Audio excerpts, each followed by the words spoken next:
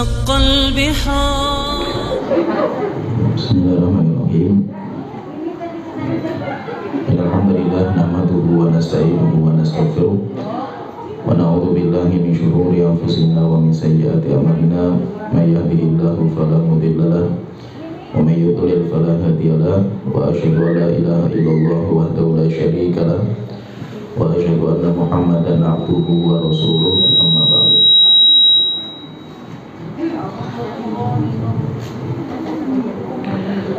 Kita melanjutkan pembahasan tentang sejarah Rasulullah SAW.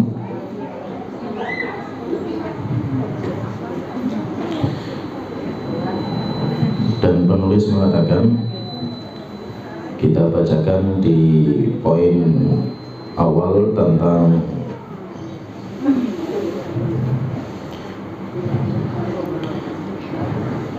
fondasi yang ketiga,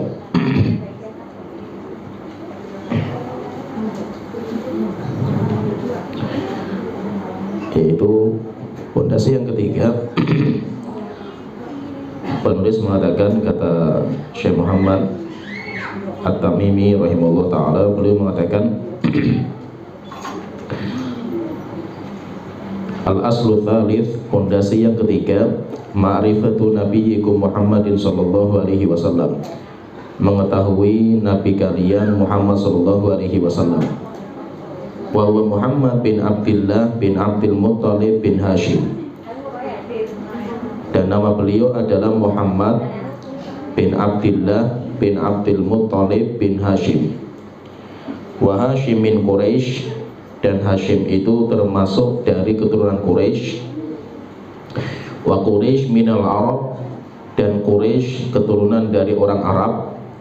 Wal Arabu min dzurriyyati Ismail ibn Ibrahim al-Khalil, dan orang Arab merupakan keturunan dari Nabi Ismail, anak dari Nabi Ibrahim Khalilur Rahman, alaihi wa ala nabiyina afdhalus salati wassalam. Walahu minal umri, dan umurnya Rasulullah itu 63 sanatan, 63 tahun. Minha arba'una qabla nubuwah, di antaranya yaitu 63 tahun itu terbagi jadi dua. 40 tahun sebelum diangkat menjadi nabi, wa thalathun wa isyruna nabiyyan rasulah, 23 tahun menjadi nabi dan rasul. Nubi'a bi Iqra, Rasulullah SAW itu diangkat menjadi nabi dengan diturunkan surat Iqra. Wa ursila bil mudaththir, dan diangkat menjadi rasul dengan diturunkan surat Mudaththir. Wa baladuhu Makkah, dan tempat tinggal Rasulullah itu di Mekah. Wa hajara ilal Madinati, setelah itu Rasulullah hijrah ke Madinah. Ba'athahu Allahu bin nadharati an syirki, Rasulullah SAW diutus untuk memberikan peringatan dari kesyirikan. Wa yad'u ila tauhid, dan berdakwah kepada tauhid. Wa dalilu qaulu ta'ala, dan dalilnya firman Allah Ta'ala, ya ayyuhal muddaththir, wahai orang yang berselimut, qum fa'anzir, berdiri dan berikan peringatan. Wa rabbaka fakabbir, dan Tuhanmu agungkan. Wa thiyabaka fatahhir, dan bajumu kamu bersihkan. Wa rujza fahjur, dan perkara yang kotor kamu tinggalkan. Wala tamnum tastakthir, dan jangan kamu memberi dengan tujuan untuk memperbanyak. Wali rabbika fasbir, dan kepada Tuhanmu bersabarlah. Wa makna kum fa'anzir, dan makna firman Allah Ta'ala kum fa'anzir, berdiri dan berikan peringatan. Yungdiru an syirki wa yadu ila tauhid, yaitu memberikan peringatan dari bahaya syirik dan mengajak manusia untuk bertauhid. Wa rabbaka fakabbir, dan Tuhanmu agungkan, ai azimhu bitauhid, agungkan Rasulullah, agungkan Allah dengan mentauhidkannya. Wa thiyabaka fatahhir, bajumu engkau bersihkan, tahhir a'malaka an syirki, yaitu bersihkan baju iman kamu, baju amal kamu dari kesyirikan. Warrujza fahjur, dan sesuatu yang kotor kamu tinggalkan. Warrujzu, perkara yang paling kotor itu adalah al-asnam wa hajruha tarkuha, yaitu berhala sesembahan selain Allah Ta'ala, dan meninggalkan yaitu berlepas diri darinya dan berlepas diri dari orang yang menyembahnya. Akhadha ala hadza asyra sinin. Rasulullah SAW berdakwah seperti ini selama 10 tahun. Yad'u ila tauhid, beliau berdakwah kepada tauhid. Wa ba'dal asyri urija bihi ila sama. Setelah Rasulullah 10 tahun berdakwah, setelah itu beliau di Isra dan Mi'rajkan ke atas langit. Wa furidat alaihi shalawatul khamsu, kemudian diwajibkan kepada beliau salat 5 waktu. Wa shalla fi Makkah 3 sinin, kemudian Rasulullah salat di Mekah selama 3 tahun. Wa ba'daha umira bil hijrati ilal Madinah. Setelah itu Rasulullah diperintahkan untuk hijrah ke Madinah. Wal hijratu, saya bacakan lagi, wal hijratu, dan yang dinamakan dengan hijrah itu al intiqalu min baladi syirki ila baladil Islam. Hijrah itu meninggalkan atau berpindah dari negeri kesyirikan kepada negeri keislaman. Wal hijratu faridatun ala hadhil ummah, dan hijrah itu diwajibkan atas umat ini. Min baladi syirki ila baladil Islam, dari negeri syirik kepada negeri Islam. Wa hiya baqiyatun ila an taquma sa'ah, dan hijrah itu syariat ini kekal sampai hari kiamat. Wadalilu qaulu ta'ala, dan dalilnya firman Allah Ta'ala dalam surat An-Nisa ayat 97 sampai 98. Innal ladzina tawaffahumul malaikatu dzalimi anfusihim. Sesungguhnya orang-orang yang diwafatkan oleh para malaikat dalam kondisi zalim kepada diri mereka sendiri. Qalu fi ma kuntum, malaikat bertanya kepada mereka, apa yang kalian kerjakan? Qalu kunna mustad'afina fil ard, mereka mengatakan kami enggak bisa hijrah karena kami itu orang yang tertindas di muka bumi. Qalu alam takun ardullahi wasi'atan fatuhajiru fiha, maka malaikat bertanya kepada mereka, bukankah bumi Allah itu luas sehingga kalian bisa hijrah kemana saja? Faulaika ma'wahum jahannam, mereka itu orang-orang yang tempat tinggalnya di neraka jahanam. Wasa'at masirah, dan neraka jahanam merupakan tempat kembali yang paling jelek. Illal mustad'afina minar rijali wan nisa'i wal wildan, kecuali orang-orang yang memang lemah dari kalangan laki-laki yang sakit atau orang tua, wan nisa atau perempuan, wal wildan atau anak kecil. La yastati'una hilatan wa la yahtaduna sabila, mereka tidak mengetahui cara keluar dari kampung halaman dan mereka juga tidak mengetahui jalannya. Faulaika asallahu ayyafu anhum, mereka orang-orang yang semoga Allah ampuni kesalahan mereka. Wa kanallahu afuwan ghafura, dan sesungguhnya Allah Maha Pengampun dan Maha Pemaaf. Wa qaulu ta'ala, Allah Ta'ala juga berfirman dalam surat Al-Ankabut ayat 65. Ya ibadiyalladzina amanu inna ardi wasi'atun fa iyaya fa'budun. Wahai hamba-hambaku, yaitu orang-orang yang beriman, sesungguhnya bumiku itu luas, maka beribadahlah kalian kepadaku di mana saja kalian berada.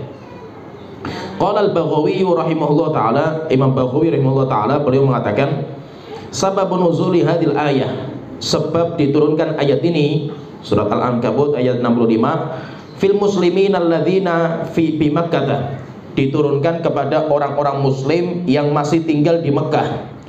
Lam yuhajiru, mereka tidak mau hijrah. Nadahumullahu bismil iman, Allah masih memanggil mereka dengan orang mukmin, tetapi mereka pelaku dosa dan maksiat. Wa dalilu alal hijrati minas sunnati, dan dalil akan perintah hijrah dalam sunnah Rasulullah. Qauluhu sallallahu alaihi wasallam, sabda Rasulullah sallallahu alaihi wasallam, la tanqati'ul hijratu hatta tanqati'at taubatu. Hijrah tidak pernah berhenti sampai berhentinya taubat. Wala tanqati'ut taubatu hatta tatlu asyamsu min maghribiha, dan taubat tidak pernah berhenti, pintu taubat tidak pernah berhenti kecuali ketika matahari terbit dari baratnya.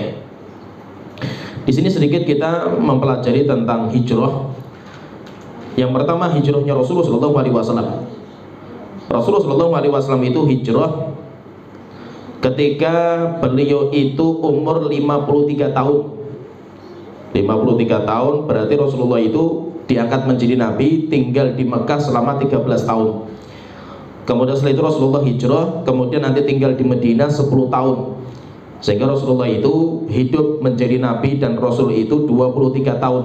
13 tahun di Mekah, 10 tahun di Madinah. Dan Rasulullah SAW itu di Isra dan Mi'rajkan ketika umur 50 tahun. Sehingga Rasulullah SAW itu sempat sholat 5 waktu di Mekah selama 3 tahun. Berarti syariat dari rukun Islam yang dijalankan sama Rasulullah di Mekah itu hanya sholat. Sedangkan puasa, nanti puasa diturunkan ketika sudah hijrah ke Madinah. Kemudian zakat juga diturunkan, kemudian nanti perintah haji diturunkan. Sedangkan syariat yang dijalankan sama Rasulullah ketika masih di Mekah itu adalah sholat. Sehingga Rasulullah nanti sholat di Madinah itu 3 tahun. Sedangkan syariat yang lain itu nanti diturunkan ketika di Madinah. Kenapa kok hanya sholat yang diperintahkan ketika di Mekah? Karena di Mekah itu fokusnya pembahasan iman. 13 tahun itu Allah sedang membangun keimanan di hati para sahabat sampai kuat iman mereka. Sampai akhirnya nanti ketika mereka sudah kuat, kemudian hijrah ke Madinah, memiliki tempat untuk melindungi mereka. Setelah itu baru diturunkan perintah-perintah syariat yang banyak sekali. Oleh itu di sini Rasulullah SAW itu beliau hijrah, dan hijrahnya Rasulullah SAW itu merupakan hijrah yang terakhir. Terakhir itu maksudnya itu para sahabat-sahabat yang akhir hijrah. Sebelumnya itu Rasulullah sudah mengizinkan para sahabat untuk hijrah. Dan para sahabat itu hijrahnya itu nanti 2 kali. Para sahabat itu hijrahnya 2 kali. Yang pertama, hijrahnya dari Mekah menuju Habasyah. Dan itu terjadi sampai 2 kali. Para sahabat itu hijrah dari Mekah menuju Habasyah. Kenapa ke Habasyah? Padahal Habasyah itu negeri kafir juga. Karena penduduknya di sana itu masyarakatnya itu agamanya Kristen. Tetapi walaupun Kristen, tapi rajanya itu adil, memberikan kebebasan, suaka keamanan bagi siapa saja yang ingin beribadah dengan agama masing-masing. Sehingga kaum muslimin pindah ke sana karena di sana diberikan keluasaan untuk menjalankan agama. Setelah itu nanti kaum muslimin pulang ke Mekah karena mendapatkan kabar berita hoak bahwasanya orang-orang Mekah sudah masuk Islam. Ketika sudah sampai ke Mekah, rupanya mereka belum masuk Islam. Semakin keras permusuhannya dengan kaum muslimin. Akhirnya nanti para sahabat itu hijrah lagi ke Habasyah 2 kali. Sampai ketika sudah berat sekali kehidupan kaum muslimin di Mekah, setelah itu baru diizinkan untuk hijrah ke Madinah. Akhirnya nanti para sahabat pada hijrah sampai akhirnya tinggal Nabi Muhammad SAW dan beberapa sahabat. Abu Bakar itu termasuk yang mau hijrah di awal-awal, karena Abu Bakar itu pengen mendapatkan keutamaan hijrah itu di awal. Tetapi Abu Bakar itu ditahan sama Rasulullah, jangan.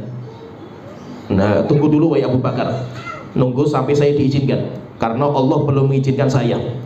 Allah sudah mengizinkan para sahabat untuk hijrah, tapi Allah belum mengizinkan saya untuk hijrah. Sampai akhirnya nanti pas sudah diizinkan, yaitu sudah kondisi sudah sakit beratnya. Jadi ceritanya itu, ringkasan ceritanya itu, kalau kita pengen lebih luas lagi nanti silakan baca di kitab-kitab Sirah Nabawiyah, sejarahnya Rasulullah. Jadi orang-orang kafir Quraisy itu mereka sudah mulai mendengar desas-desus bahwa kaum muslimin yang di Mekah itu mau pindah ke Madinah, termasuk Muhammadnya. Sehingga mereka rapat di Darun Nadwa. Darun Nadwa itu tempat rapatnya pemuka-pemuka Arab. Kemudian mereka rapat bagaimana kita menyikapi seperti ini. Mereka semakin takut kalau seandainya Muhammad itu pergi ke Mekah, berarti Muhammad itu nanti akan semakin gencar menyebarkan syariat Islamnya. Akhirnya tidak ada cara kecuali Muhammad harus kita halangi. Terus bagaimana? Kita selesaikan sampai sekarang, yaitu Muhammad mau dibunuh. Maka pendapatnya Abu Jahal itu punya pendapat yang waktu itu dianggap paling jitu. Yaitu kenapa kok dari dulu itu nggak ada orang yang berani bunuh Rasulullah SAW? Karena fanatik kabilah itu masih kuat.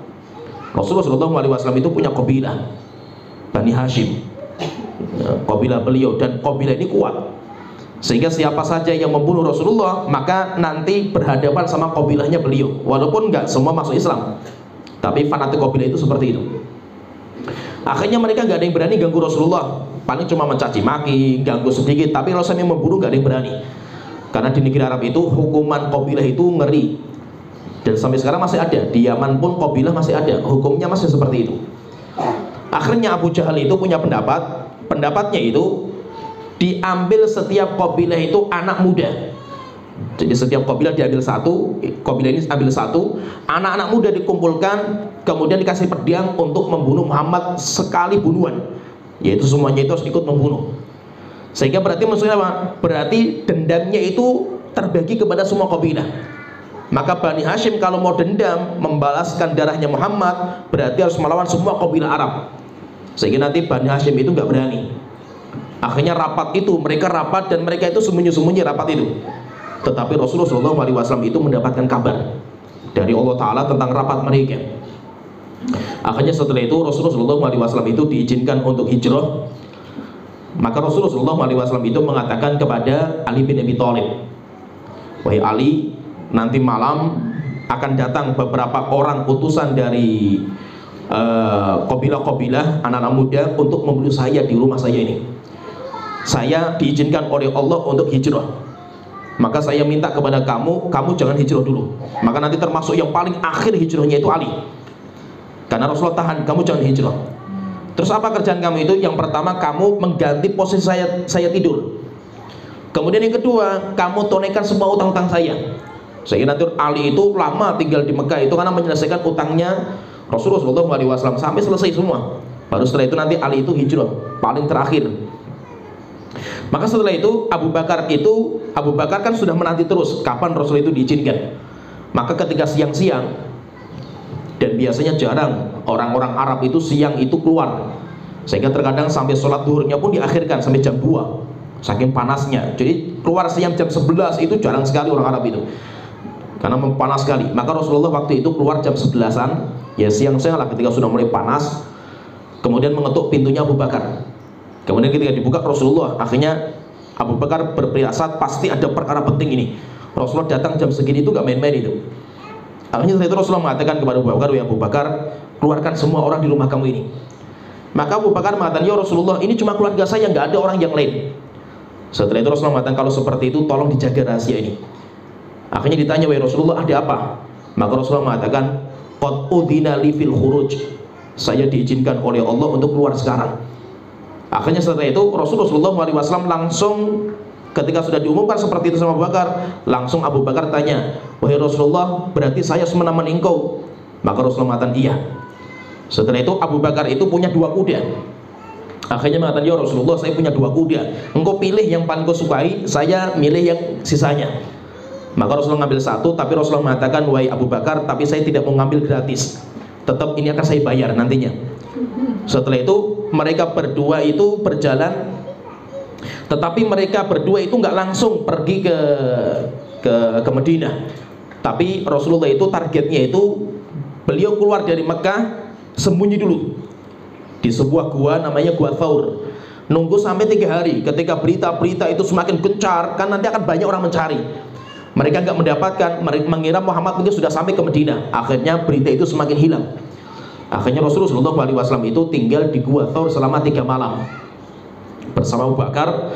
Kemudian yang mengawasi mereka jadi mata-matanya itu anaknya Abu Bakar, namanya Abdullah bin Abi Bakar. Jadi Abdullah ini kerjaannya setiap malam datang ke gua membawa makanan, bekal semuanya. Nanti siangnya pulang mendengar kabar ada berita apa di Mekah ini. Dikumpulkan semua informasi-informasi sama dia. Malamnya pergi lagi ke gua, bawa makan lagi, kemudian sampaikan ada cerita seperti ini, ada cerita seperti ini. Sampai akhirnya ada sayembara. Yaitu kisahnya tadi, kalau tadi Rasulullah sudah keluar, setelah itu malam hari orang-orang yang pengen membunuh dari ceritanya Abu Jahal tadi itu kan, mereka sudah ngepung rumahnya Rasulullah SAW. Ngintip dari luar itu ada orang yang tidur berselimut. Mereka menganggap itu adalah Rasulullah Muhammad. Akhirnya apa? Semuanya berjaga. Sampai ketika mau subuh, didobrak rumahnya, kemudian masuk ke dalam. Ketika dibuka, rupanya Ali bin Abi Thalib. Kaget Abu Jahal itu. Akhirnya ditanya, mana Muhammad? Saya nggak tahu Muhammad kemana itu, tapi sudah pergi Muhammad itu. Akhirnya Abu Jahal gagal. Setelah itu kumpul lagi sama pemuka-pemuka Arab. Setelah itu Abu Jahal mengumumkan sayembara. Siapa yang bisa menangkap Muhammad hidup maupun mati, maka mendapatkan upah 100 ekor unta. Akhirnya luar biasa banyak pemuda-pemuda Arab yang tertarik. Nanti termasuk Suraqah bin Malik. Suraqah bin Malik dan banyak, sampai orang-orang Suraqah bin Malik ini yang paling lihai. Jadi orang-orang Arab penasaran semua. Akhirnya ada di antara rombongan orang Arab itu yang pergi ke Gua Thaur. Mereka sudah mulai masuk ke gua itu. Sampai akhirnya Rasulullah SAW pun sama Abu Bakar di bawah gua, dan itu nggak terlalu dalam guanya itu. Ketika Rasulullah itu sama Abu Bakar dalam, tiba-tiba beberapa rombongan orang Arab, yaitu orang-orang penunggang kuda itu datang. Mereka sudah mulai masuk ke pintu. Kalau seandainya mereka lihat kakinya, pasti lihat Rasulullah. Akhirnya Abu Bakar mulai khawatir. Kemudian mengatakan, wahai Rasulullah, kalau seandainya mereka melihat dua kakinya, pasti akan melihat kita. Maka Rasulullah mengatakan, la tahzan innallaha ma'ana. Wahai Abu Bakar, kamu jangan takut, Allah bersama kita. Ma dhannuka bitsnain, kamu jangan mengira kita itu berdua. Allahu thalithuhuma, Allah yang ketiga. Setelah itu nanti keluar. Jadi sampai 3 hari tidak ada seorang yang mendapatkan bekasnya Rasulullah SAW. Informasi saja nggak ada. Sampai akhirnya berita-berita dari Abdullah bin Abi Bakar bahwasanya sudah mulai kondusif berita di Mekah. Maka setelah itu Rasulullah mulai berjalan. Nanti Rasulullah dipandu sama orang kafir. Jadi 3 orang sendiri yang berjalan itu, Rasulullah, Abu Bakar, nanti ada pemandunya. Pemandunya orang kafir disiwa sama Abu Bakar untuk menunjukkan jalan yang paling aman. Sampai akhirnya mereka berjalan, maka nanti Rasulullah itu istirahat, berhenti nanti di Quba. Pertama kali Rasulullah SAW itu nanti sampai di Bani Amr bin Auf. Ada sebuah kabilah kecil namanya Bani Amr bin Auf. Rasulullah tinggal di situ. Kemudian nanti Rasulullah itu bikin masjid pertama kali dalam Islam, dinamakan dengan Masjid Quba. Sampai beberapa hari Rasulullah SAW di situ. Kemudian informasi gencar sekali sampai ke Madinah bahwa Rasulullah itu sudah sampai di Quba. Akhirnya setiap hari para sahabat yang di Madinah itu setiap hari cuma menanti Rasulullah. Mereka menanti sampai malam. Nanti malam Rasulullah nggak datang, mereka pulang ke rumah. Besok paginya mereka keluar lagi menanti Rasulullah. Dan Rasul itu tinggal nanti di Quba itu beberapa hari. Setelah itu Rasulullah melanjutkan perjalanan sampai ke Madinah. Ketika sampai di Madinah, maka orang-orang dari jauh itu melihat Rasulullah SAW dan Abu Bakar. Akhirnya nanti para sahabat itu mengatakan, ya Rasulullah, ya Rasulullah. Ada yang mengatakan Allahu Akbar, Allahu Akbar, Allahu Akbar. Itu beberapa riwayat menyebutkan seperti itu. Sedangkan ada riwayat memang menyebutkan mereka itu melantunkan syair Tola al-Badru alaina min saniyatil wada' dan yang lainnya, tapi riwayatnya lemah. Tapi riwayat yang ada itu riwayat mereka itu ada yang mengatakan Allahu Akbar ja'a Rasulullah, Allahu Akbar ja'a Rasulullah. Dan yang kumpul di situ anak-anak, perempuan, kemudian orang tua, semuanya kumpul di situ menyambut datangnya Rasulullah SAW. Ketika Rasulullah SAW itu nanti sudah sampai ke Madinah, maka Rasulullah SAW itu beliau istirahat. Semua keluarga itu menawarkan untuk tempat tinggalnya Rasulullah, tapi Rasulullah nggak mau. Rasulullah itu berhenti di mana ontanya berhenti. Setelah itu nanti ontanya berhenti, kemudian Rasulullah nanti mestinya bikin masjid. Di mana tempatnya itu? Di tempat ontanya itu yang memilihkan. Setelah itu nanti ada tempat pembangunan masjid, dan rupanya tempat itu bekas kuburan. Setelah itu kuburannya dibongkar, dipindahkan. Setelah itu nanti dibangun Masjid Nabawi. Sehingga ketika hijrah Rasulullah SAW mulai kekuatan Islam itu mulai kuat. Kenapa? Karena Rasulullah dan para sahabat itu sudah ada yang menampung sebuah kota, satu kota yang siap menampung dan siap membela Rasulullah SAW mati-matian. Akhirnya setelah itu mulailah Islam itu sudah mulai kuat ketika Rasulullah SAW itu sudah hijrah ke Madinah. Walaupun ketika hijrah ke Madinah itu nggak mudah, berat sekali, berat orang hijrah itu nggak main-main itu. Maka itu kalau kita pengen lebih detailnya itu silakan nanti baca di kitab sejarah tentang hijrahnya Rasulullah SAW dan para sahabat, luar biasa mengerikan. Sampai Umar bin Khattab saja ketakutan. Jadi riwayat yang sahih itu Umar bin Khattab itu kan ketakutan sampai ketahuan, itu kalau sampai ketahuan sama orang kafir. Sehingga kan Umar bin Khattab itu kan hijrahnya sebelum subuh. Dia janjian sama 3 orang. Janjian itu pokoknya kita janjian di tempat ini. Siapa yang terlambat tinggal. Akhirnya apa? Umar bin Khattab itu datang di tempat itu. Kemudian ada lagi 1 orang, adiknya Abu Jahal. Kemudian yang ketiga, rupanya ketahuan sama keluarga, kemudian dipasung sama keluarganya. Akhirnya nggak jadi hijrah. Akhirnya ketika ditunggu sudah waktu subuh, temannya nggak datang, ditinggal. Sehingga dua orang, Umar bin Khattab sama satu orangnya. Ketika berjalan, yang satu ketahuan sama Abu Jahal, dikejar sama Abu Jahal. Akhirnya di tengah jalan dipulangkan sama Abu Jahal, tidak ada kecuali Umar sendirian. Umar saja ketakutan. Kalau cerita yang mengatakan Umar menantang, kemudian mengatakan siapa yang pengen anaknya yatim silahkan datang ke sini, itu riwayatnya lemah sekali. Tetapi Umar bin Khattab saja ketakutan. Dan ada cerita yang sangat memilukan, yaitu keluarganya Abu Salamah. Yaitu Abu Salamah itu dia hijrah bersama istrinya dan anaknya yang masih kecil. Hijrah sembunyi-sembunyi, ketahuan sama kabilahnya. Akhirnya apa? Dijegat sama kabilahnya. Kemudian yang perempuan dibawa sama keluarganya, dibawa pulang kemudian dipasung. Kemudian kalau suaminya, karena dia itu laki-laki, dibebaskan, diizinkan. Kemudian anaknya itu yang masih kecil itu tarik-tarikan, rebutan antara kabilah laki-laki dan kabilah perempuan sampai tangannya patah, tangan anaknya itu. Setelah itu dibawa sama kabilah laki-laki, dipisahkan sampai lama satu keluarga itu, sampai akhirnya setelah itu nanti ada orang yang memberikan syafaat kemudian dibebaskan. Berarti menunjukkan apa? Hijrah itu nggak main-main. Para sahabat nggak ada yang sempat mereka itu bawa harta, mereka nggak ada yang sempat bawa keluarga mereka. Yang penting mereka bisa menyelamatkan diri mereka. Akhirnya mereka nanti pindah ke sebuah negara atau sebuah kota, di mana kota itu beda, cuacanya beda, iklimnya beda, kondisinya beda. Namanya kita, misalkan kita ya, kita keluar dari kampung kita, meninggalkan sebuah kampung yang kita nggak tahu siapa-siapa di sana, itu kan berat sekali kita itu. Apalagi corak masyarakatnya berbeda. Orang Mekah itu mereka pedagang, biasa hidup di padang pasir, tandus. Sedangkan orang Madinah itu kan cocok tanam, petani. Dan waktu itu memang di Madinah itu sedang ada wabah penyakit, sehingga orang-orang yang datang ke Madinah pulang mesti sakit parah. Maka termasuk para sahabat muhajirin pun parah. Abu Bakar saja sampai mau meninggal karena penyakitnya itu. Sampai akhirnya mereka sudah nggak kuat tinggal di Madinah, mereka izin sama Rasulullah untuk pulang ke Mekah. Akhirnya setelah itu Rasulullah diminta doain oleh Rasulullah, tolong doakan supaya Allah segera mengangkat wabah penyakit ini. Maka Rasulullah berdoa, akhirnya wabahnya diangkat, dipindahkan ke Juhfah. Setelah itu para sahabat berat sekali, pokoknya meninggalkan kampung halaman itu berat. Setelah itu datang ke Rasulullah, mengatakan, ya Rasulullah tolong doakan kepada Allah Ta'ala supaya Madinah itu lebih kita cintai daripada Mekah. Akhirnya Rasulullah SAW berdoa dan dikabulkan sama Allah Ta'ala. Akhirnya para sahabat itu lebih mencintai Madinah daripada Mekah. Setelah itu para sahabat minta lagi sama Rasulullah, ya Rasulullah jadikan air minum di Madinah itu lebih enak, lebih jernih daripada Mekah. Setelah itu dikabulkan sama Allah Ta'ala, sehingga para sahabat itu mereka nyaman tinggal di Madinah. Tapi mereka harus mulai dari awal, mulai dari pertama lah, bikin sebuah keluarga kan dari pertama mereka itu. Sehingga mereka itu awal kali datang ke Madinah nggak punya tempat tinggal, mereka nggak punya kerjaan, mereka nggak punya makanan. Sehingga Rasulullah itu nanti misinya itu apa? Mu'akhah, mempersaudarakan antara muhajirin dan ansor.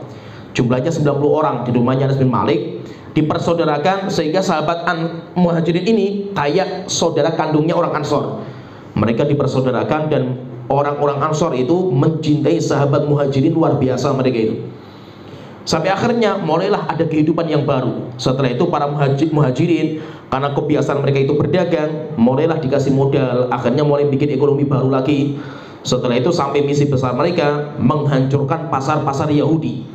Karena di Madinah itu pasar itu milik Yahudi. Sedangkan orang-orang Arab itu mereka itu cuma petani. Sedangkan pasarnya itu semuanya milik Yahudi. Akhirnya ketika muhajirin datang ke Madinah, misi mereka bagaimana menghancurkan pasarnya orang Yahudi.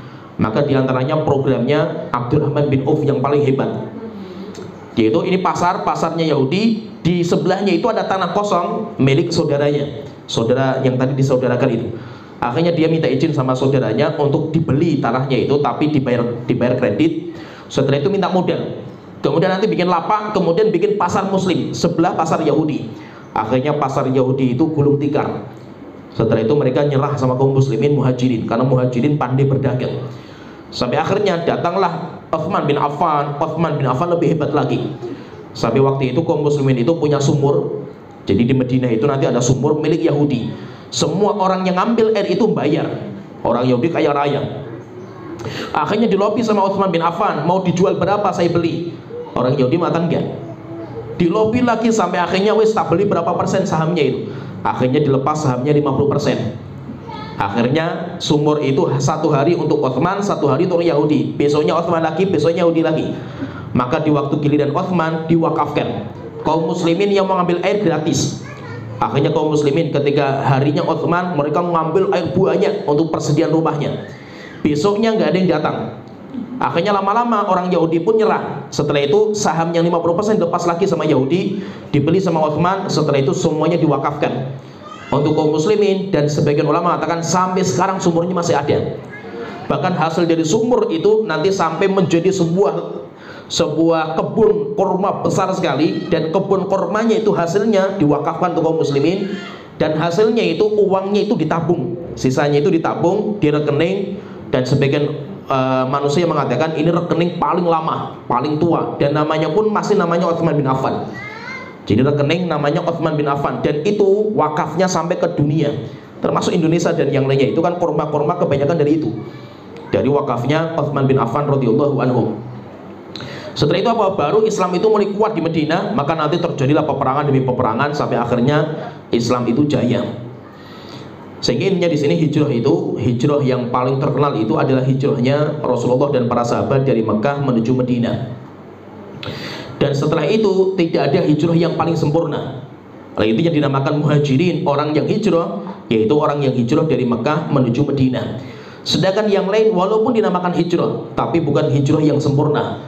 Sampai Rasulullah mengatakan la hijrata ba'dal fathi, tidak ada hijrah lagi setelah Mekah itu dibuka. Yaitu apa? Tidak ada hijrah yang sempurna. Maka namanya hijrah yang paling sempurna itu yang mereka. Karena mereka itu hijrah itu luar biasa, meninggalkan keluarga mereka, anak mereka, meninggalkan semua yang mereka miliki untuk menyelamatkan agama mereka. Dan hijrah itu secara bahasa itu kita sedikit bahas fikih masalah hijrah sedikit.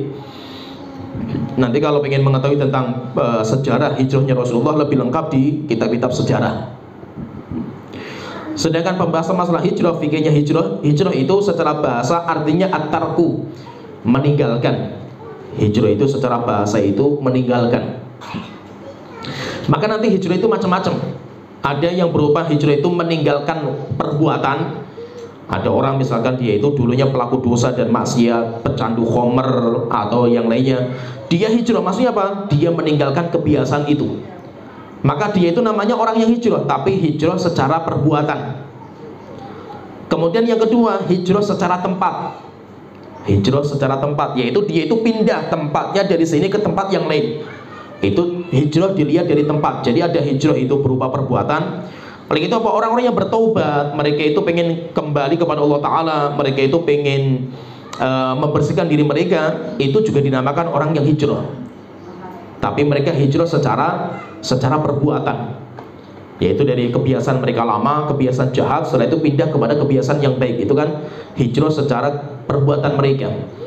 Kemudian yang kedua, ada hijrah secara perpindahan tempat, dari tempat muslim ke tempat kafir kepada tempat Islam, di mana dia itu awalnya nggak bisa menjalankan agama, setelah itu dia pindah ke tempat yang dia itu bisa menjalankan agama. Itu yang dinamakan hijrah, dan itu hijrah yang paling terkenal. Dan hijrah yang dibahas di sini ya hijrah yang ini, yaitu hijrah yang meninggalkan tempat.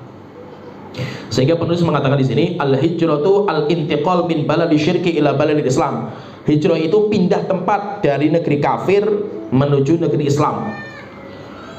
Dan negeri Islam itu apa? Negeri Islam itu walaupun khilaf di antara ulama panjang lebar. Standar negeri Islam dan negeri kafir itu apa?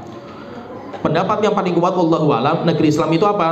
Negeri yang syiar-syiar Islam itu nampak. Sehingga azan dikumandangkan, kemudian sholat jamaah di mana-mana. Itu berarti dia itu negeri Islam.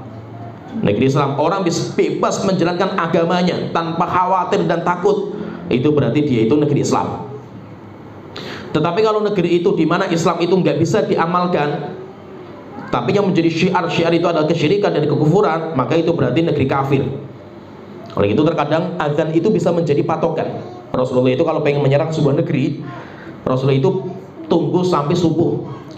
Kalau subuh nggak terdengar azan, diserang sama Rasulullah dan para sahabat, berarti itu negeri kafir. Tetapi kalau terdengar azan, langsung dihukumi sebagai negeri Islam. Kenapa? Karena syiar Islam itu nampak. Dan syiar Islam yang paling nampak itu azan. Syiar Islam yang paling nampak itu azan, karena bisa terdengar kemana-mana azan itu. Oleh itu ketika negeri itu ada azan, maka berarti itu adalah negeri Islam karena dikumandangkan azannya itu. Dan hijrah ini sampai hari kiamat itu masih ada, syariatnya nggak pernah berhenti. Oleh itu Rasulullah SAW beliau mengatakan, la tanqati'ul hijratu hatta tanqati'at taubatu. Hijrah itu tidak pernah berhenti, tidak pernah ditutup syariat ini sampai berhentinya taubat, ditutupnya pintu taubat. Wala tanqati'u taubatu hatta tatlu'a syamsu min maghribiha, dan pintu taubat nggak pernah tertutup kecuali matahari terbit dari barat. Maka kalau matahari sudah terbit dari barat, hijrah sudah nggak ada manfaatnya. Kalau kita mau hijrah kapan? Sebelum matahari itu terbit dari barat. Berarti menunjukkan bahwasanya hijrah itu akan ada sampai hari kiamat. Standarnya apa? Pokoknya standarnya itu kalau kita tinggal di sebuah tempat, kita nggak bisa menjalankan agama kita, maka kita itu harus hijrah. Kita harus hijrah. Dan itu nanti mencakup baik itu kawasan, itu negara, yang sekarang kan negara sudah dipecah-pecah seperti ini, atau mencakup kota, atau mencakup kampung, atau mencakup lingkungan kita itu. Kita misalkan tinggal di sebuah kampung misalkan, atau di sebuah perumahan di mana kita nggak bisa menjalankan agama kita di rumah-rumah itu, ya kita harus pindah. Kita harus pindah. Dan kalau kita nggak pindah, kita itu dosa. Kita itu berbuat dosa. Kalau sampai kita mati, maka kita itu mati dalam posisi zalim kita itu. Kenapa? Karena kita nggak bisa menjalankan agama. Demikian juga apa? Nanti termasuk kerjaan. Itu pun juga masuk dalam bab ini juga itu. Kita bekerja, hatta kerja sama orang kafir, boleh nggak? Boleh, nggak apa-apa. Kita nggak apa-apa. Kerja di tempatnya orang kafir, boleh nggak? Boleh. Selama kita itu masih bisa menjalankan agama. Tapi kalau kita kerja nggak bisa menjalankan agama, yang perempuan nggak boleh pakai jilbab misalkan, yang laki-laki kerja tapi nggak boleh sholat Jumat, maka harus hijrah cari kerjaan yang lain. Kalau kita masih kerja di situ, maka kita dosa dan maksiat. Walaupun pekerjaan kita nggak dosa, kerjaan kita nggak dosa, tapi kita nggak bisa menampakkan agama, maka berarti kita itu harus pindah cari yang lain. Dan masih banyak, luas, rahmat Allah itu masih luas, rezeki Allah itu masih luas, negeri Allah itu masih luas. Kita cari kemana saja, yang penting kita itu bisa menampakkan agama. Walaupun terkadang kita itu pindahnya itu ke negeri bukan negeri Islam juga, tetapi ke negeri yang di sana itu ada kebebasan, maka nggak apa-apa. Selama kita itu punya kebebasan untuk menjalankan agama, maka nggak apa-apa. Karena para sahabat pernah hijrah ke Habasyah, di mana Habasyah itu bukan negeri Islam, tapi diberikan suaka keamanan bagi orang Muslim untuk beribadah sesuai dengan keyakinannya, maka berarti boleh hijrah ke sana, itu hukumnya boleh. Kemudian di sini akan kita bahas sedikit tentang fikih tentang masalah hijrah atau safar. Dibahas sama Syekh Utsaimin rahimahullah taala dalam syarahnya, itu bagus, saya sebutkan secara ringkas, yaitu beliau akan menyebutkan beberapa pembahasan tentang hijrah dan safar. Kalau kita itu safar atau pindah ke negeri kafir, maka beliau mengatakan di sini kita akan menyebutkan beberapa pembahasan. Yang pertama, hukum safar ke negeri kafir. Misalkan kita orang Muslim, orang Indonesia, atau orang Saudi Arabia, atau orang Timur Tengah, safar ke negeri kafir, boleh nggak hukumnya itu? Maka beliau mengatakan safar ke negeri kafir itu tidak boleh kecuali dengan 3 syarat. Kalau 3 syarat itu dipenuhi maka dibolehkan. Yang pertama, ayyakuna indal insani ilmun yadfa'u bisyubhat. Yang pertama, jika orang itu punya ilmu agama untuk bisa melawan syubhat-syubhat di sana, kerancuan-kerancuan dalam beragama. Kita masuk ke negeri kafir misalkan itu, ke Amerika, Eropa, di mana mereka itu benci sama kita, sama kaum muslimin, maka kita itu boleh ke sana. Pertama syaratnya itu kalau kita punya ilmu agama, sehingga nanti kalau kita di sana ada syubhat-syubhat masalah kerancuan beragama itu, kita itu bisa menangkalnya. Kemudian yang kedua, syarat yang kedua itu ayyakuna indahu dinun, dia itu punya agama, yaitu apa? Ketakwaan. Yamna'uhu minasyahwat, di mana ketakwaan itu bisa menghalangi dia dari syahwat dunia. Karena nggak main-main tinggal di sana itu luar biasa. Di negeri orang kafir itu namanya zina, namanya riba, namanya dosa, minum khamr, itu luar biasa. Sehingga kalau kita nggak punya iman, belum tentu kuat kita itu. Kemudian yang ketiga, ayyakuna muhtajan ila dzalika, yaitu memang safar kita itu ada hajat kebutuhan. Contohnya safar untuk berobat karena tidak ada pengobatan yang paling bagus kecuali di sana, atau kita itu kalau mau kerja, kita itu mau bekerja di sana, atau kita itu mau belajar ilmu di mana di tempat kita nggak ada, sehingga kita harus belajar di sana, maka nggak apa-apa, karena itu dibutuhkan, tapi dengan syarat tadi, Kemudian beliau membahas juga, terus bagaimana kalau safarnya kita itu untuk ziarah, untuk tamasya, untuk jalan-jalan saja, liburan, liburannya di negeri kafir. Maka beliau mengatakan, fahadza laisa bihajatin, ini tidak dibutuhkan selama di negeri kita itu masih banyak tempat wisata itu. Maka Syekh mengatakan bisa orang itu wisata di negeri kita, dan alhamdulillah Saudi waktu itu, karena beliau di Saudi itu sudah banyak tempat wisata yang dibikin, sehingga apa, orang mungkin fabi imkanihi ayyadhhaba ilaiha, mungkin bagi dia itu untuk pergi ke tempat-tempat wisata di Saudi Arabia, dan sekarang sudah bagus-bagus ya, bahkan di negeri Eropa saja wisatanya kalah dengan negeri-negeri di Timur Tengah, sehingga cukup, tidak harus ke sana. Demikian juga di antara metode Saudi itu, dan itu termasuk yang paling bagus itu Saudi, karena Saudi sudah merasakan. Dulu Saudi itu, karena Saudi itu ya seperti yang lain lah, dulu yang memulai itu sebenarnya Mesir itu kan termasuk yang awal memulai untuk mengirim anak-anak muda paling pinter, yaitu anak-anak yang paling intelektual, paling cendekiawan, dikirim ke Amerika, ke Eropa untuk mempelajari agama di sana. Termasuk Indonesia ini kan, Indonesia kan sebenarnya baru, awalnya itu lebih awal di Mesir. Termasuk yang dikirim itu kan Sayyid Qutb. Ceritanya itu kan Sayyid Qutb termasuk yang dikirim belajar di Amerika, belajar agama Islam juga di sana, dan belajar kehebatan Amerika untuk dibawa diadopsi di Mesir. Kalau Sayyid Qutb kan dia itu ketika masuk ke Amerika, bobrok dalamnya Amerika itu. Setelah itu apa? Dia itu Islamnya semakin kuat di sana itu, malah kebelabasan sampai akhirnya menjadi orang takfiri Sayyid Qutb itu. Nah, orang Saudi Arabia juga merasakan, ulama-ulamanya itu dulu anak-anak muda itu dikirim ke sana belajar kedokteran, belajar ini. Tapi akhirnya apa? Ketika pulang jadi orang liberal. Akhirnya apa? Setelah itu sama Saudi ditutup. Terus bagaimana caranya itu Saudi itu? Saudi yang mendatangkan pengajar-pengajar, dosen-dosen terbaik dari luar negeri, datangkan ke Saudi, bikin universitas di sana. Sehingga orang-orang yang hebat-hebat di dunia itu, ilmuwan-ilmuwan, pengajar-pengajar terbaik itu dibayar sama Saudi berlipat-lipat. Yang penting apa? Dia yang datang ke kita, bukan kita yang datang ke sana. Kenapa? Madrotnya lebih banyak. Dan hasilnya ketika dibikin banyak universitas di Saudi Arabia dan mereka pada datang ke Saudi, akhirnya malah banyak yang masuk Islam, dosen-dosen itu. Kenapa? Karena memang bahaya sekali. Bahaya ketika anak-anak kita itu kita kirim ke negeri-negeri kafir, itu bahaya. Hasilnya apa? Ya orang liberal sekarang inilah itu. Hasilnya kan seperti itu. Termasuk di Indonesia. Di Indonesia itu kan sampai Menteri Agama waktu itu, Bapak Mukti Ali itu sampai menyesal, dia itu sampai nangis.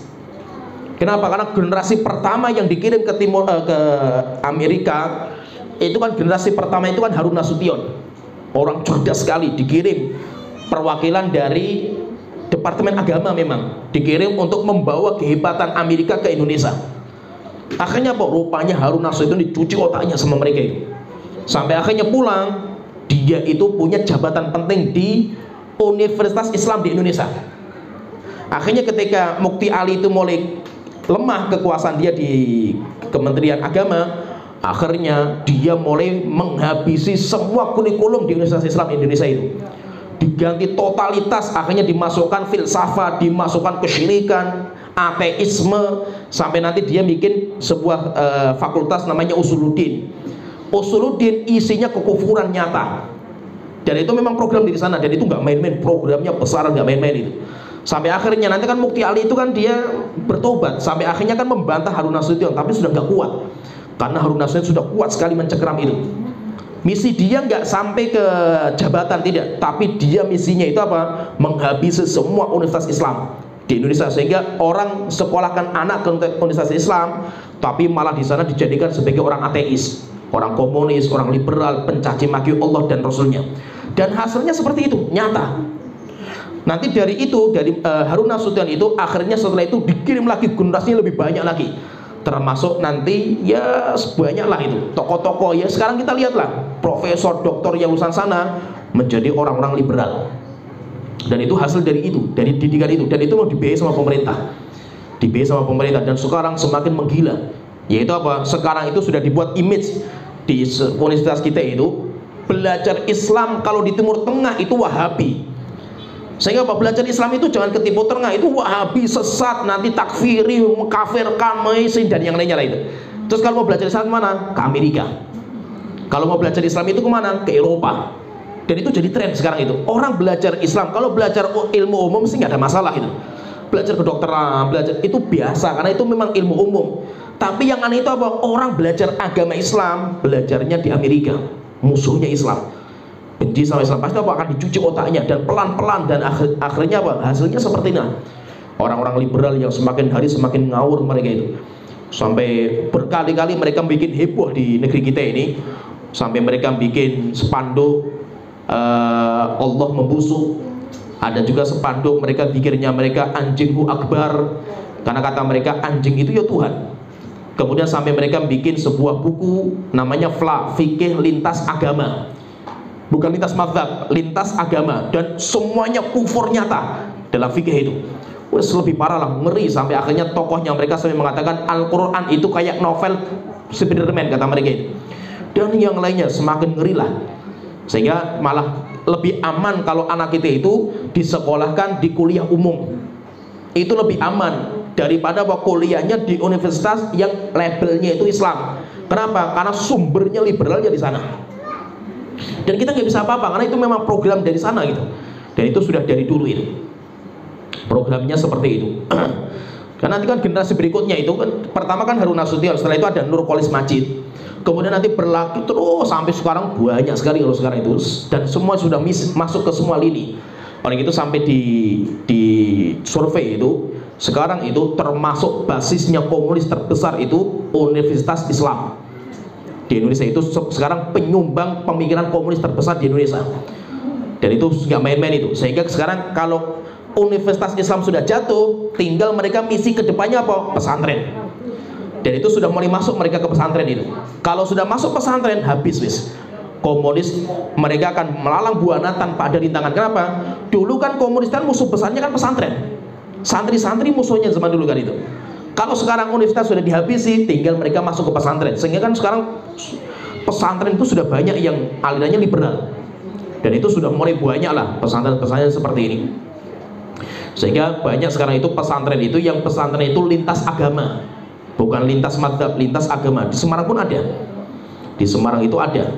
Yaitu yang mondok di situ siapa? Ya orang Kristen, orang ya, macam Hindu, Buddha, orang Muslim jadi satu. Ada orang yang pengen masuk Islam ke sana itu di Semarang itu, di pondok pesantren itu, orang mau masuk Islam itu sama kiainya apa? Gak usah masuk Islam, kamu itu sama dengan kita, kamu juga masuk surga seperti kita, jadi kamu itu gak usah susah masuk Islam, itu gak usah susah masuk Islam itu. Kenapa? Karena kita semuanya itu orang masuk surga gitu itu. Apalagi apa? Sampai ada namanya bapak pluralisme, dan itu kan masuk ke semua pondok pesantren, gak main-main itu.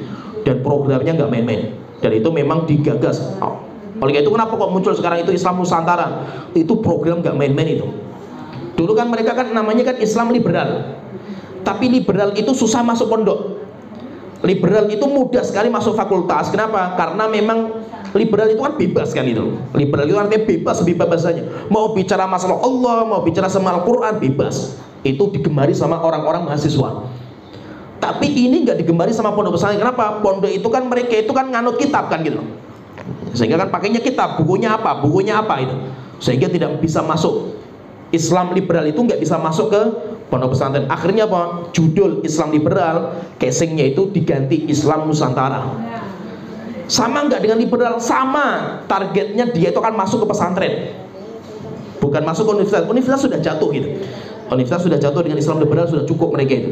Tapi mereka belum bisa masuk ke pesantren. Kalau sudah masuk pesantren, habis nanti setelah itu. Karena benteng terakhirnya pesantren. Begitu gak main-main, makanya itu bahaya orang safar ke negeri kafir itu gak main-main. Maka syaratnya itu diperketat, tidak dibuka pintu lebar-lebar. Oleh itu intinya kita itu ya, hijrah ini gak main-main. Musuh kita itu gak main-main. Musuh kita itu besar sekali. Musuh kita itu punya semua. Kita punya musuh itu orang kafir itu, mereka punya harta triliunan, dan mereka itu untuk program ini, yaitu programnya mereka itu pertama kali itu apa? Pertama kali itu menghilangkan simbol Arab.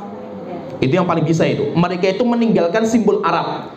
Itu sudah mereka jalankan di mana-mana cara menjajah seperti itu. Termasuk di India, termasuk juga di Aceh dulu. Bagaimana caranya itu? Caranya itu mereka itu misinya apa? Dipisahkan antara Islam dan Arab.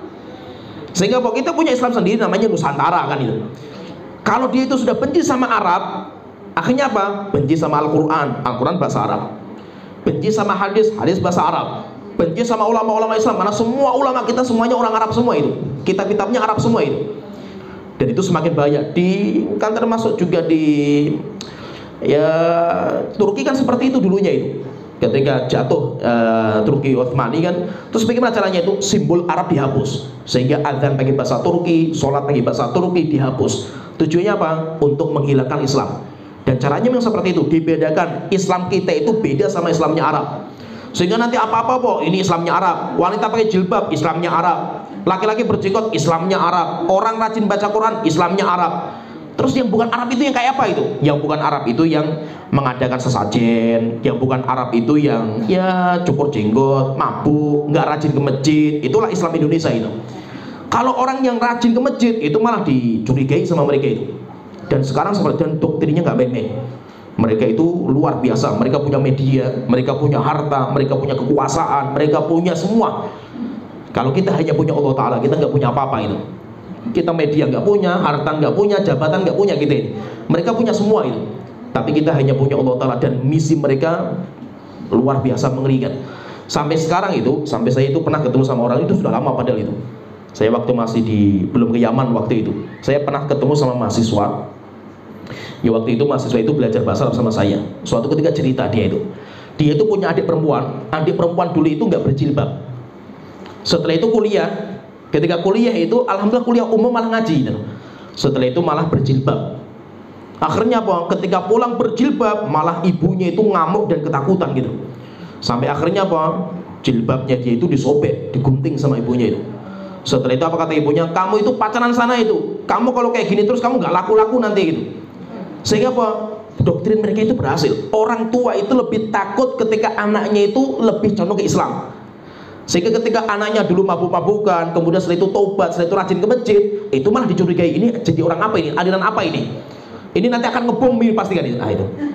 Tapi ketika punya anak yang nakal, anak yang alay, anak yang mainnya tiktokan, anak yang di jalan-jalan rambutnya jegrak, nggak pernah sholat, itu nggak apa-apa. Itu namanya zaman yang sudah modern. Sehingga orang tua nggak usah khawatir kalau anak seperti itu. Tapi ketika anaknya itu rajin ke masjid, kemana-mana bacanya Al-Quran, kemudian juga mulai berjenggot sedikit, wah ini nanti pasti akan ngebom kemana-mana ini. Sehingga orang tua itu lebih khawatir dengan anak yang seperti ini daripada anak jalanan. Dan itu nyata. Maka coba kita perhatikan, kenapa anak jalan itu sekarang di mana-mana ada gitu. Dan itu memang dilegalkan, memang dibiarkan seperti itu gitu. Memang dibiarkan. Dan kalau orang itu pengen menangkap mereka pun nggak bisa gitu, karena mereka dilindungi sama undang-undang. Dan nggak bisa, kita nggak bisa apa-apa gitu. Beda dengan zaman sebelumnya. Zaman sebelumnya itu pemerintah zaman dulu itu ada anak-anak seperti yang ditangkepi itu, dididik, setelah itu kembalikan ke orang tua. Sekarang nggak bisa, karena mereka dilindungi sama undang-undang. Sampai negeri kita ini sampai ada cerita yang ngeri juga itu. Di negeri kita ini kan sudah mulai ngadopsi negeri kafir kan, masalah undang-undang anak. Termasuk apa? Anak yang umur sudah 17 tahun bebas sebebas-bebasnya, dan orang tua nggak boleh maksa. Kalau ada orang yang memaksa, laporkan ke pelindung anak, orang tuanya bisa dipenjara. Sampai ada kejadian itu anaknya itu ya intinya disihir sama orang, sampai akhirnya menjadi kayak istri simpanan lah, itu pelacur lah ininya, dijadikan kayak pelacur. Ketika orang tuanya nuntut sampai lapor, diancam, kamu kalau melanjutkan ini malah bisa dipenjara. Terus bagaimana? Diam saja kamu itu. Nah, kenapa diam itu? Karena anak kamu sudah 17 tahun. Anak kamu sudah 17 tahun mau menjadi pelacur, mau menjadi pengedar narkoba, atau terserah. Orang tua itu diam saja. Kalau orang tuanya itu ikut campur, nanti malah bisa dipenjara. Dan itu kan seperti ini, sudah kita lihat semuanya itu. Karena kita nggak punya apa-apa gitu. Yang kita punya hanya Allah Ta'ala. Maka tidak ada cara kecuali apa? Kita selamatkan agama kita dan keluarga kita. Semakin hari semakin mengerikan, semakin hari semakin berat. Maka itu kita harus waspada. Maka jangan kita anggap remeh masalah kita itu safar ke negeri orang kafir itu. Jangan kita anggap remeh, apalagi anak-anak kita. Itu bahaya. Kecuali kalau anak kita itu sudah kuat ilmunya, kemudian di sana punya komunitas yang baik, itu nggak ada masalah. Ya sampai di sini pembahasan kita alhamdulillah sudah selesaikan pembahasan ringkas tentang masalah hijrah. Nanti setelah itu kita akan bahas tentang bagaimana kehidupan Rasulullah ketika di Mekah. syariat-syariat Islam setelahnya, nanti akan kita jelaskan di Madinah. Ya sebenarnya sini wa akhiru da'wana alhamdulillahirabbil alamin sallallahu Muhammad wa ala alihi wa sahbihi ajmain.